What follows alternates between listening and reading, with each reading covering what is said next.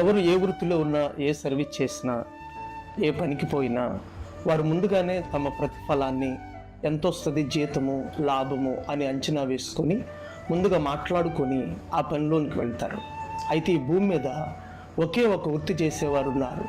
వారు ప్రతిఫలం ఎంత వస్తుందో, జీతం ఎంత దొరుకుతుందో తెలియకుండా వారు పనికి వెళ్తారు. వారే దేవుని సేవకులు. అయితే దయగలిగిన దేవుడు మేము చేసిన దానికంటే ఆయన మాకు ఎక్కువే ఇస్తారు. అయినను ఇదిగో ప్రతిఫలం ఎంత వస్తుందో తెలియకుండా మన కొరకు దేవుని సేవ చేస్తున్న దైవ సేవకులను మనం గౌరవించబద్దులమై ఉన్నాము. మరో కారణం చెప్తాను.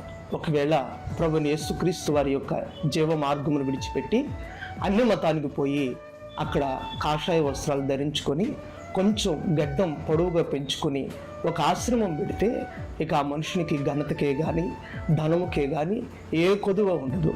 సాధారణ మనుషులే కాదు, పాలకులు కూడా వచ్చి సాగిలు పడతారు.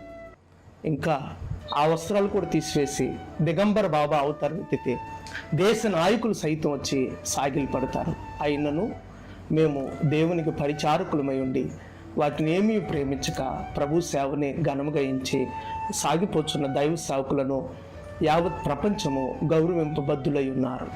ప్రభు సేవలో నిందనే భాగ్యముగా, శ్రమనే సంతోషముగా, తన కష్టాలను ఎవరికి చెప్పుకోకుండా అందరి కష్టాలను తన కష్టాలుగా భావించి ప్రభు పాదాల దగ్గర కన్నీరు విడిచేవారిని మనం గౌరవించబద్దులమై ఉన్నాం.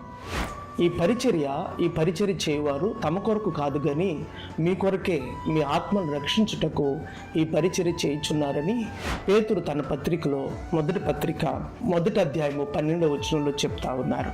అలాగే పౌలు కూడా ఇది మిమ్మల్ని రక్షించు ఘనమైన పరిచర్య అని చెప్తా ఉన్నారు. కాబట్టి మీ కొరకు పరిచర్య చేస్తున్న దైవ సేవకులను మీరు ప్రేమించండి, గౌరవించండి, ఆదరించండి. ఈ భూమి మీద అందరికంటే ఎక్కువ గౌరవానికి వారు మాత్రమే పాత్రులు. ఆమేన్.